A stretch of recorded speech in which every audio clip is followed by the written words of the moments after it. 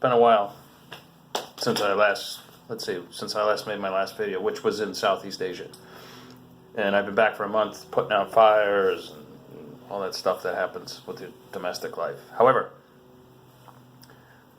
I have a new idea that I'm working on now in terms of publicity, and I wanted to lay it on you today. It requires my reading glasses. I thought I'd read you just a few of the paragraphs, or maybe even the whole paragraph of one of my newest, Chase Baker and the Spear of Destiny. I had to look at the title because I have so many of them now. All right, so I'm just going to get into it and see what happens, all right? This came out this past spring. So let's see how it sounds. Here's the opening quote. One of the soldiers pierced his side with a lance, and immediately there came out blood and water. John 19:34. Prologue. Vatican City, present day. A 7-digit entry code is entered into the wall-mounted keypad, and the thick stainless steel vault door automatically slides open, disappearing into the old stone and brick wall deep within the depths of the Vatican archives. Two well-built young men dressed entirely in black accompany a short, late-to-middle-aged priest and his assistant, a 40-something woman of medium height with long black hair pulled back tightly, if not efficiently, in a ponytail. I must admit, I am not very comfortable with this arrangement, Andrea, aging priest laments in his native Boston English, as the two step inside a few feet ahead of the well-built men. Longinus's lance had been safely protected in the archives since the end of World War II, after nearly being lost to the world many times over. Now we risk losing it again just because some people doubt its authenticity.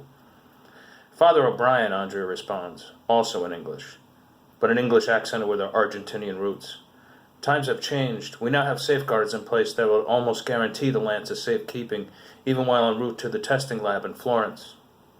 She smiles and places her hand tenderly on the shorter man's stocky shoulder. What could possibly go wrong, my sweet father? The priest reaches around with his right hand, pats her hand in kind. I just don't see the need to be testing the relic in the first place, he says. You see, Andrea, my dear, such things don't need to be proven. They are more a matter of faith and belief. Andrea smiles once more. Like I said, Father O'Brien, she repeats, times are changing. People don't rely on faith like they once did. They want solid empirical evidence. They want proof. They want assurance. He turns to her quick. Are you sure that's not the words of NATO talking, he says? Or the United States CIA? This business of resurrecting the world's holy relics has me nervous. It's like we're preparing for an all-out holy war. Andrea takes hold of the priest's hand, squeezes it. But that's just it, Father, she says, holding the hand tightly. Don't you understand? Thousands of Christians and people of Judeo-Christian faith are being slaughtered in the Middle East. We are already in the midst of a holy war, a war we must win or else face a true hell on earth. The priest's smooth face goes visibly pale in the dimly lit cave-like archives. Raising his hands, he pats his chest pockets. Where the hell did I put my cigarettes, he ponders. Okay, so that's just a few of the opening paragraphs of in the prologue of Chase Baker and the Spear of Destiny, which I actually researched in the Vatican last year. It's a lot of fun.